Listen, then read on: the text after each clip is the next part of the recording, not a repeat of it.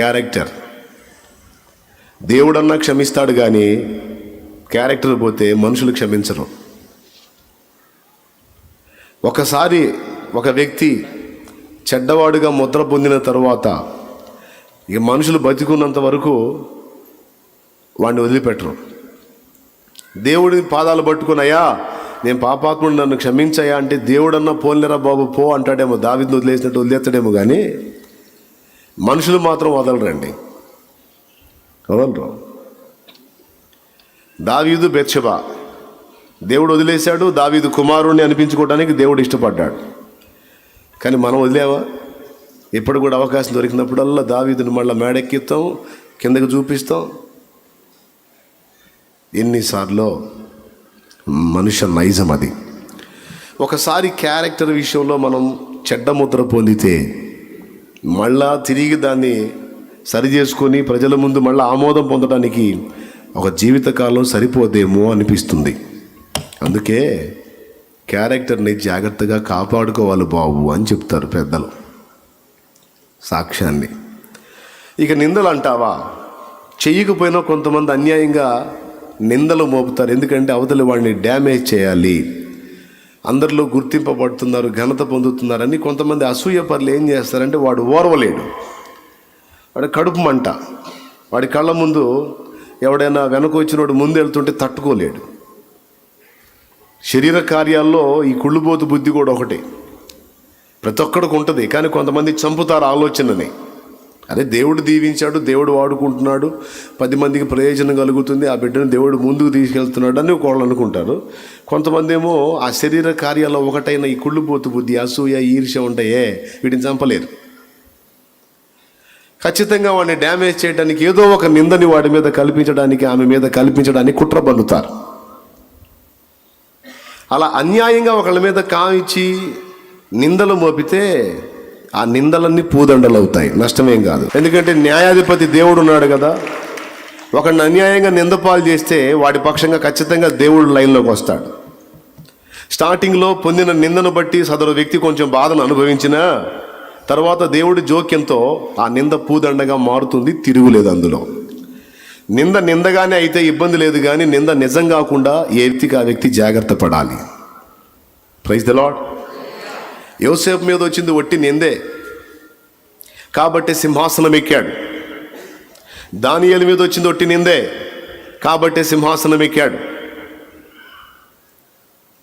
మనం ఒట్టిగా అన్యాయంగా నింద పొందితే అది సింహాసనానికి త్రోవ తీసిద్ది, కానీ నిజం కాకూడదు. అందుకే చెప్తున్నా, 4వది జారిపోతే మళ్ళా తెచ్చుకోలేంది క్యారెక్టర్, సాక్ష్యం. Praise the Lord. మన కళ్ళ ముందు ఎంతోమంది వ్యక్తులు ఉంటారు, మనం చూస్తూ ఉండగానే సడన్గా జారిపోతారు. వాళ్ళకు ఒక్కసారన్నా సువార్త చెప్పాలనిపించింది, ఎప్పుడొకప్పుడు చెబుదామలే అనుకుంటాం. ఎన్నిసార్లు వాడు కనపడ్డా ఎప్పుడొకప్పుడు చెబుదామలే అని అనుకుంటాం. చివరికి వాడు చచ్చిపోయిన తర్వాత నోరెళ్ళ పెడతాం. అయ్యో చాలాసార్లు అతనికి నేను క్రీస్తు గురించి చెప్పాలనుకున్నాను, చచ్చిపోయాడా, అయ్యో అయ్యో చచ్చిపోయిందా, అయ్యో అని అప్పుడు బాధపడతారు. మానవుడి ప్రాణం అల్పమైనది. నీటి బుడగతో పోల్చాడు. నీళ్ళ మీద బుడక వస్తుంది, వచ్చి కనపడతా ఉన్నట్టే ఉంటుంది, పుట్టుకుని పగిలిపోయింది, కనపడదు. మానవుడి జీవితం ఆవిరితో పోల్చాడు. అలా మూత తీయగానే భగ్గుమని ఆవిరి పైకి వస్తుంది, చూస్తానే కానీ అదృశ్యం అయిపోయింది. మనిషి లైఫ్ కూడా అదే గనక ఎవరికైనా నువ్వు హెల్ప్ చేయాలి అనుకుంటే వాడు జీవించి ఉండగానే నీకు ఆలోచన కలిగిన వెంటనే చెయ్యి. నాకెవరికన్నా ఏదన్నా చేయాలనిపిస్తే వెంటనే తక్షణమే చేయడానికి ఇష్టపడతా లేదు. ఇప్పుడు చేయాలంట నా చుట్టూ ఉన్న వాళ్ళు కొంచెం చిరాకు అనిపిస్తుంది. అది అనిపించిందా నేను చేయగలిగింది ఏముంది? మా నాన్న సామెత చెప్పాడు, అమ్మ నాన్న పెద్దోళ్ళు, ఉన్నోడు పాత్ర తీసేటప్పటికి లేనోడు ఊపిరిపోయిద్దిరా అని. అంటే అర్థమైందా మీకు? వెనకటి రోజుల్లో ధాన్యం గుంట పాత్ర అంటారు, పాత్ర తీసి అందులో స్టాక్ పోసుకొని పైన రాతి మూత కప్పేవాడు. పెద్దవాళ్ళకి తెలిసిద్ది పాత్ర అంటే ఏందో. ఉప్పు పాత్ర వేస్తానంటారు చూడు, చంపి ఉప్పు పాత్ర వేస్తానంటారు చూడు, అంటే ఉప్పులో పాతి పెడతానని అర్థం అన్నమాట. పాత్ర తీసి ఉన్నవాడు లేనివాడికి ధాన్యం ఇద్దాం దానం అనుకునేటప్పటికి వాడి ఊపిరి కూడా పోవచ్చు. ఉన్నోడేమో కడుపు నిండి ఉంటాడు, ఇద్దామలే చూద్దామలే అనుకుంటాడు. లేనోడు అప్పటికే 4-5 రోజులు ఎండిపోయి సత్య స్థితిలో ఉంటాడు. కాబట్టి వాయిదాలు వేయొద్దురా. ఏదన్నా చేయాలనుకుంటే తక్షణమే చెయ్యి. ఏదైనా ఇవ్వాలనుకుంటే వెంటనే ఇచ్చేసేయి. అప్పటిదప్పుడే అయిపోవాలి. అది సువార్త చెప్పాలంటే తక్షణమే చెప్పేయి. ఇవ్వాలనుకుంటే, హెల్ప్ చేయాలనుకుంటే తక్షణమే చేసేయి. తల్లిదండ్రులకు ప్రేమ పంచాలనుకున్నావు, ఒక రోజు పోయి మా అమ్మ మా నాన్నకి ఏమన్నా తీసుకెళ్ళి తినిపించి కొంచెం ప్రేమ చూపిద్దాంలే, ఒక రోజు పోదాంలే, ఒక రోజు చూద్దాంలే అనుకుంటావు. ఈ లోపు వాళ్ళు పోయారని కబురు వచ్చింది నీకు. అమ్మా నాన్న కంటే విలువైంది ఏముంది? ఫస్ట్ దేవుడు, తర్వాత జన్మనిచ్చిన తల్లిదండ్రి. వాళ్ళకి ఏదన్నా నువ్వు చేయాలనుకున్న మేలు చేయాలి అంటే తప్పకుండా ఎప్పుడు ఆలోచన అప్పుడు వెళ్ళిపో. ముందు వాళ్ళకి చూపించాల్సిన ప్రేమ చూపించిరా. అక్కడ లేట్ చేయొద్దు. సువార్త చెప్పాలనుకో, అవకాశం అందిపుచ్చుకో, తక్షణమే చెప్పడానికి ప్రయత్నం చేయి. నువ్వు ఎప్పుడో దీర్ఘాలు తీసి చూద్దామని అనుకుంటే ఈ లోపాడు పోవచ్చు, ఆమె పోవచ్చు, అక్కాయ్ పోవచ్చు. అందుకే ఎప్పుడు చెప్పాలనిపిస్తే అప్పుడు తప్పిమని ముందు టైం తీసుకొని చెప్పాయి. టైం దాటిపోతే, కాలం దాటిపోతే, ప్రాణం జారిపోతే తిరిగి రాదు. ప్రాణం వెళ్ళిపోయినటువంటి వ్యక్తికి మళ్ళీ నువ్వు అక్కడికి పోయి చెప్పలేవు. కాబట్టి కొన్ని ఉంటాయి పోగొట్టుకుంటే తిరిగి పొందలేనివి. వాటిలో ఒకటి టైం. జారిపోయిందంటే తిరిగి రాదు. కానీ గమనించండి, ఈరోజు చాలామంది తమకు తెలియకుండానే బోలెడంత విలువైన సమయాన్ని పాడు చేసుకుంటున్నారు. సెల్ ఫోన్ మాధ్యమం మన చేతిలోకి వచ్చినాక భక్తి విషయంలో కొన్ని సంగతులు నేర్చుకోవటమే కాకుండా వేరే వ్యాపకాల్లో మనం టైం పాడు చేసుకోవటం లేదా? సెల్ ఫోన్లో ఒకరోజు మొహం పెడితే కొన్ని గంటలు అలా ఖర్చు అయిపోతూ ఉంటుంది. అదే ఒక పుస్తకం తీసుకొని స్టడీ చేస్తే జీవితకాలం ఉపయోగపడే ఒక సబ్జెక్టు నీకు అర్థమైంది. బైబిల్ గ్రంథం నువ్వు స్టడీ చేస్తే కొన్ని విలువైన విషయాలు నీ చెవికి వచ్చేస్తాయి, నీ హృదయానికి వచ్చేస్తాయి. లేదా భక్తుల చరిత్రలు నువ్వు తీసుకొని చదవగలిగితే వచ్చేస్తాయి, నీకు ఉపయోగపడతాయి. జీవితాంతం భక్తుల చరిత్రలు ఉపయోగపడతాయి. దేవుని వాక్యం తెలుసు, ఇవన్నీ తెలుసు. కానీ మన బలహీనత, మన శరీరానుసారమైన మనసు, దాని యొక్క ఫలం. చేయాలనుకున్న మేలు చేయగోరని కీడే చేసుకుంటా ఏడుస్తూ ఉంటాం. కానీ వివేచన కలిగిన వాడు, జ్ఞానవంతుడు, దేవుని ఆత్మను పొందుకున్నవాడు ఈ సంగతులను గ్రహించి నా టైంని నేను ఎలా వినియోగిస్తున్నాను అనే దానిలో ఆలోచన చేసుకుని జాగ్రత్తలు తీసుకుంటాడు. నేను ఈ మూవీ పెట్టాను, చూస్తే ఏదో నష్టం, ఏదో తప్పు, ఏదో పాపం, ఏదో వ్యభిచారంతో అనేది ఏం కాదు. ఒక 3 hours ఆ మూవీ కోసం నేను 2.5 గంట 3 గంటలు వేస్ట్ చేయటం వల్ల వచ్చే ప్రయోజనం ఏంటి? నాకు కనబడకుండానే నా టైం తినేస్తుంది. అది జీవితకాలంలో ఒక రోజులో 2.5 గంట టైం 10 రోజులకు వచ్చి 10 రోజులు 20, 10 అర్ధలు 5, 25, ఒక రోజు. 10 రోజులకు ఒక రోజు, 10 రోజులకు ఒక రోజు జస్ట్ నేత్రాశకి ఖర్చు అయిపోతుంది. అదే మనకు ముందున్నటువంటి వ్యక్తుల దినాల్లో ఈ విధమైనటువంటి టైంపాస్ లేదు. వాళ్ళ కళ్ళు దేవుని వాక్యాన్ని వెతికాయి, వాళ్ళ మనసు దేవుని సన్నిధిని వెతికింది, వాళ్ళు అద్భుతంగా భక్తి సాధన చేశారు, అనేక మంది ఆత్మల్ని ప్రభావితం చేయగలిగారు. కానీ ఈరోజు మనం సమయ పాలన విషయంలో ఘోరంగా తప్పిపోతున్నాం. ఎందుకంటే మన కళ్ళని ఆకర్షించేటువంటివి ఎన్నో మనకు అందుబాటులోకి వచ్చేసాయి, మన మైండ్ని పాడు చేస్తూ ఉన్నాయి. సో జ్ఞానవంతుడైన వాడు, వివేచనాపరుడైన వాడు వీటిని గ్రహించి జాగ్రత్త పడతాడు. ఇక్కడ మిషనరీ దగ్గర ఆయన గుర్తించింది ఏంటంటే కాల విలువ తెలిసిన వాడు. కాల విలువ తెలిసిన వాడు ఎంతోమందికి నేను అనౌన్స్ చేశాను, చాలామంది అప్పుడు చేయెత్తారు, కానీ చివరికి ఎవడూ నిలవలేదు, ఈ ఒక్కడే ఉన్నాడు, చెప్పిన టైం ప్రకారం వచ్చాడు అన్నాడు. మొదటి విషయం, ఆ టైంకి వచ్చాడు అన్న దాని దగ్గర కాల విలువ అన్న కాడ ఎంత మ్యాటర్ ఉందో చూడండి.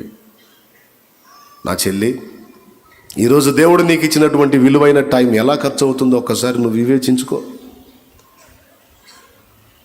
నేను ఎంతోమందిని ఒక ఆలోచనలోకి తీసుకెళ్తాను. గమనించండి, నువ్వు మంచి చదువుకున్న వ్యక్తివి, జ్ఞానవంతుడివి, జ్ఞానవంతురాలివి. ఇంగ్లీష్ వాళ్ళు కానీ తెలుగు వాళ్ళు కానీ మిషనరీలు బోల్డ్ అంతమంది ఉన్నారు. David Brainerd diary, Jonathan Edwards అనుకుంటాను దాన్ని వెలుగులోకి తీసుకొచ్చింది. ఆయన దాన్ని వెలుగులో తీసుకొచ్చాడు. డేవిడ్ బ్రైనార్డ్ గారు సేవ చేసేటువంటి టైంలో 5 సంవత్సరాల్లో తను పొందినటువంటి అనుభవాలు, అనుభూతులు అన్నీ కలిపి డైలీ ఒక డైరీ రాసుకునేవాడు. అది ఇంగ్లీష్లో ఉంది. తెలుగులోకి ఎవరన్నా దాన్ని అనువదిస్తే బాగుండని ఎదురు చూసి అప్పట్లో నేను రక్షణలోకి వచ్చిన తొలి దినాల్లో పిళ్ళ వెంకటరత్నం గారు, గుడివాడ అనుకుంటాను దైవజనుడిది, గుడివాడేనా పెద్ద ఆయన, పిళ్ళ వెంకటరత్నం గారు చక్కగా దాన్ని తెలుగులోకి అనువదించాడు. ఆ మధ్యకాలంలో David Brainerd diary Stuartpuram LEF కూటాల్లో నేను వెళ్ళినప్పుడు ఆ పుస్తకం నాకు దొరికినప్పుడు ఎంతో సంతోషపడ్డాను. జో గారు కూటాలు జరిగినప్పుడు ప్రతి సంవత్సరం ఒక్కసారైనా ఒక్క పూటైనా నేను వెళ్ళి అక్కడ గడిపి స్టాల్ని దర్శించి అలాగే కాసేపు ప్రార్థనలో గడిపి రావటం నా అలవాటు. వెళ్తా నేను. పెద్దోళ్ళు ఏర్పాటు చేసిన కూటాలు ఏవే అవకాశం ఉంటే వాటన్నిటిని విజిట్ చేస్తాను, నేర్చుకోవాల్సింది నేర్చుకుంటాను, అక్కడ పరిచర్ల కోసం ప్రార్థన చేస్తాను. నన్ను కూడా ఈ భక్తుల్లాగా వాడుకో ప్రభువా, నాకు కూడా ఈ భక్తి అనుభవాలు నేర్పించు ప్రభువా అని దేవుడిని వేడుకొని వస్తాను. నా అలవాటు అది. ఆడికి వెళ్ళేది ఏంది మనం, ఏడికి వెళ్ళేది ఏంది మనం, మన మిషన్ వేరు, అందరూ మనకెళ్ళి చూడాలి, మనం ఇంకొకటికి వెళ్ళి చూసేది ఏంది. ఇలాంటి ఎచ్చులు నై, క్యానై ఎచ్చులు నై. స్తోత్రం. భక్తి ఒక్కొక్కళ్ళ దగ్గర ఒక్కొక్క టైపు టేస్ట్ అలవర్చుకోవచ్చు. కాబట్టి నేను పోగొట్టుకోను, వెళ్తాను నేను. అక్కడ నేను డేవిడ్ బ్రైనార్డ్ గారి డైరీ తెలుగులోకి చూసి చాలా హ్యాపీ ఫీల్ అయ్యాను. తెచ్చుకొని చదువుకున్నా. మీకు స్టాల్లో కూడా అందుబాటులో ఉంచిపిచ్చాను. ఎవరైనా ఇంట్రెస్ట్ ఉన్నవాళ్ళు చదువుకోవచ్చు డేవిడ్ బ్రైనార్డ్ డైరీ. అయితే ఆ ఒక్కటే కాదు, నేను చెప్తున్నా, నా చెల్లి నా తమ్ముడు, నీకు టైం ఖాళీ ఉందిరా, నీకు టైం ఖాళీ ఉంది, మంచి చదువు ఉంది నీకు, చక్కగా భక్తుల లైఫ్ స్టైల్స్ మొత్తం జీవితాలు, మంచి మంచి విషయాలు, మంచి మంచి సూక్తులు ఓ పుస్తకంలాగా రాయొచ్చు కదమ్మా, రాయొచ్చు కదా. నీ జీవిత సాక్ష్యమే రాయొచ్చు కదా. నీ జీవితంలో దేవుడు ఎలాంటి కార్యాలు చేశాడో ఒక పుస్తక రూపంలో రాసి ప్రచురపరచవచ్చు కదా. క్రీస్తులో నేను పొందినది అని ఒక టైటిల్ పెట్టి రాయొచ్చు కదా. నీకు ఇంగ్లీష్ నాలెడ్జ్ ఉంటే భక్తుల మాటలు, సూక్తులు, విలువైన విషయాలు, దైవజనుల అద్భుతమైనటువంటి సంగతులు, వాళ్ళ జీవిత చరిత్రలు రాయొచ్చు. కొంతమందికి నేను చెప్పినా ఆ పని చేయలే. కారణం సోమరితనం. రెండవది సృజనాత్మకత దెబ్బతింది. నేను ఏదో ఒకటి చెయ్యాలి నా దేవుని కొరకు, ప్రజలకు ఉపయోగపడే విధంగానూ, చరిత్రలో గుర్తుండిపోయే విధంగానూ నేను ఒక ఘనమైన పనికి పూనుకోవాలి అన్న ఆశ లేకపోవటం. ఎంతమందికి అర్థమైందో ఏమో. చేయొచ్చు. టైముని, పరిశుద్ధుల టైముని చాలా చాకచక్యంగా నాశనం చేయటంలో 100% సక్సెస్ అవుతున్నాడు సైతాన్.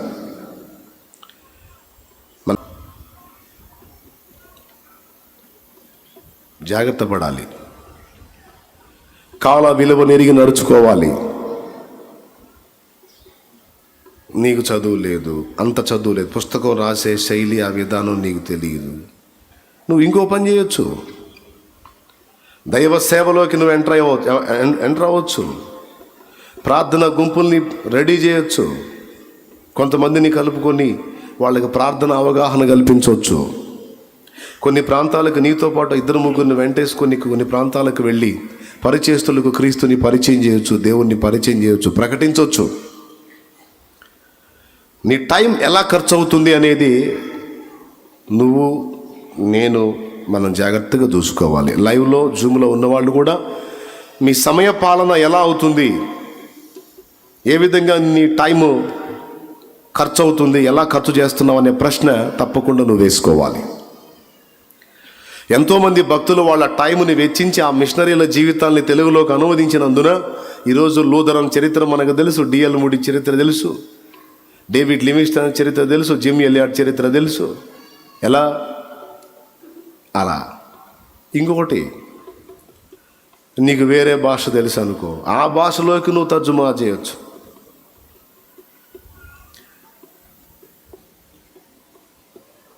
కొన్ని పాటలు వేరే భాషల్లోకి కొన్ని పాటలు తర్జుమా చేయొచ్చు. సత్యదర్శనం పుస్తకం ఉంది, కొన్ని భాషల్లోకి దాన్ని తర్జుమా చేయొచ్చు. దాన్ని ప్రజల్లోకి పంపిణీ చేయడానికి ఆలోచన చేయొచ్చు. లేదా సరే వదిలే, సెల్ ఫోను పిచ్చి నీకు అనుకో, సెల్ ఫోన్ వదిలిపెట్టలేవనుకో, దాన్నే ఒక సేవా సాధనంగా వాడవచ్చు. మంచి మంచి మెసేజ్లు, ఈ మెసేజ్లో జీవం ఉంది, ఇది ప్రజల్లోకి వెళితే అనేక మంది కాపాడబడతారన్న జీవసహితమైన మెసేజ్లు చిన్న చిన్న కటింగులు తీసుకొని అనేకులకు షేర్ చేస్తూ ఉండు. కృంగిన వారు లేవనెత్తబడేవి, దిగజారిన వాళ్ళు తిరిగి పుంజుకునేవి, నిస్తేజమైపోయిన వాళ్ళు తిరిగి ఉజ్జీవింపబడేవి. విలువైన సమాచారాలు ఉన్నాయి. చిన్న చిన్న కట్టింగులు తీసుకొని కొట్టో, ప్రార్థనా విజయాలు పంపిణీ చేయి, ఒక పనిగా పెట్టుకో. మనసుంటే మార్గాలు ఉంటాయి. దేవుని కొరకు ఫలించాలి అన్న ఆశ నీకు నాకు మనకుంటే తప్పకుండా దారి దేవుడే చూపిస్తాడు. రైట్. ఇక్కడ మిషనరీ ఆమోదింపబడింది టైం. రెండవది నిరీక్షణ, ఓపిక, సహనం అంటారే అది. ఫస్ట్ వాడు రావడానికి 2 గంటలు, తర్వాత వాడు రావడానికి 6 గంటలు, మొత్తం 8 hours. విసుగు లేకుండా ఓపికతో కాచుకున్నాడు. ఎందుకంటే నిజంగా భారంతో వచ్చాడు కాబట్టి, అవకాశాన్ని పోగొట్టుకోకూడదు అని వచ్చాడు కాబట్టి ఇన్ని గంటలు ఓపికతో నిరీక్షించగలిగాడు. కాబట్టి ఇతని దగ్గర ఓర్పు, సహనం, కార్యము నెరవేరేంత వరకు పట్టు వేడని దీక్ష, మొండితనం ఇతని దగ్గర నేను చూశాను అని చెప్పాడు. రెండవది, మొదటిది క్రమశిక్షణ కలిగిన వాడు, కాల విలువను ఎరిగిన వాడు. యజమానుడు చెప్పిన టైం ప్రకారం మెయింటైన్ చేయగలిగినటువంటి వ్యక్తి అని మొదటి విషయం చెప్పాడు. రెండోది ఏం చెప్పాడు? కార్యము నెరవేరేంత వరకు మొక్కవోని దీక్ష అంటారు కదా, పట్టుదల. మొండి మనిషి అండి 8 గంటలు అలాగా వెయిట్ చేయడానికి ఇష్టపడ్డాడు. అంత ఓపిక, అంత సహనం ఇంకొకళ్ళు ఉండలేరు, వెళ్ళిపోతారు. కానీ ఏం చేద్దాం? ఒక ప్రాంతాన్ని ప్రభావితం చేయాలి, ఒక ప్రాంతాన్ని ఒక మిషనరీగా వెళ్ళి అక్కడ ఆత్మల్ని దేవుని కొరకు సంపాదించాలంటే ఏం కావాలి? నిరీక్షణ, ఎదురు చూసే ఓపిక, సహనం కావాలి. వెళ్ళగానే వెంటనే అయిపోవాలన్నాడు. కొంతమంది కొన్ని ప్రాంతాలకు సేవకు వెళ్తారు, నేను వెళ్ళగానే ఇంకో పెద్ద గుంపు రావాలి నా వెంటబడని పిచ్చి కళలుగా అంటూ ఉంటారు. ఎట్లా అవుతుంది అది? ఎట్లా అవుతుందయ్యా? అట్లా ఏదేం లేదు, అట్లాంటి మంత్రాలు కూడా ఏమి లేవు. ఓపికతో దేవుడు కార్యము జరిగించేంత వరకు, దేవుడు కదిలేంత వరకు ఓపికతో కాచు కూర్చోవాలి. 7 సంవత్సరాల తర్వాత ఒక్క ఆత్మ చిక్కిందంట విలియం కేరీ గారికి. ఇండియాకు వచ్చి పరిచర్య మొదలుపెట్టి తిప్పలు పడితే 7 ఏండ్లు పట్టిందంట ఒక్క ఆత్మ క్రీస్తు వైపు తిరగటానికి. ఇట్లాంటి బోలెడన్ని సాక్ష్యాలు. దేవునికి స్తోత్రం కలుగునుగాక. దేవుని సేవ చేసేవానికే కాదు, దేవునికి ప్రార్థనలు చేసి జవాబుల కోసం ఎదురు చూసే వ్యక్తులకు కూడా వాగ్దానాన్ని స్వతంత్రించుకోవాలంటే ఓర్పు, నిరీక్షణ కావాలట. నువ్వు ఆటిచ్చావుగా, చెయ్యి. దేవుడు అంటాడు చేస్తా, కొంచెం ఆగంటాడు, నిరీక్షించి ఎదురు చూడంటాడు. నువ్వు ఇచ్చావుగా మాట, వాగ్దానం చేసావుగా, నెరవేర్చు అంటావు. నువ్వు తప్పకుండా నెరవేరుస్తా. అయితే నీ కాలంలో కాదు, ఎప్పుడు నెరవేర్చాలో నాకు తెలుసు, అప్పుడు నెరవేరుస్తా అంట. ఆ వాగ్దానం యొక్క నెరవేర్పు కోసం మనకు ఓరిమి అవసరం అంటది హెబ్రీ పత్రిక. చూస్తారా? వాగ్దానం స్వతంత్రించుకోవాలంటే ఫస్ట్ టైం సంగతి చెప్పాను కదా. టైం సంగతి ఎఫ్ఎస్సీలకు రాసిన పత్రిక 5వ అధ్యాయము 15 నుంచి 17 వచనాలు రెఫరెన్స్ రాసుకో. రెండవది వచ్చేసి ఫస్ట్ టైం రెఫరెన్స్ రాసుకో. దినములు చెడ్డవి గనుక సమయమును పోనీయక సద్వినియోగం చేసుకొనుచు అజ్ఞానుల వలె గాక జ్ఞానులుగా ఉండునట్లు జాగ్రత్తగా చూచుకును. ఇందు నిమిత్తం మీరు అవివేకులు గాక ప్రభు యొక్క చిత్తం ఏమిటో గ్రహించుకొని దాన్ని నెరవేర్చే విషయంలో ఆసక్తి కలిగి ఉండండి. నీ టైం ఎప్పుడు సఫలమైద్ది, సక్సెస్ అయిద్ది అంటే, సద్వినియోగం అయిద్ది అంటే, ప్రభు చిత్తం ఏమో ఎరిగి దానికోసం నీ టైంను వెచ్చించినప్పుడు మాత్రమే నీ టైం అర్థవంతంగా ఖర్చు అయినట్టు.